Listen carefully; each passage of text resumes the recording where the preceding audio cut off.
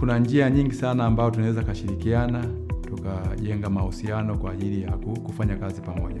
Ya kwanza, unaweza tukafanya kazi kwa kujenga vyoo mashuleni, ambao kuna program ambayo sisi tulianzisha kama inaitwa STEP, ambao tunasaidia kuboresha mazingira kwenye shule zote za msingi hapa Tanzania. Kwa hiyo ni wewe tunaweza kashirikiana, ukawa wewe ndio kaenda kutengeneza vile vyoo.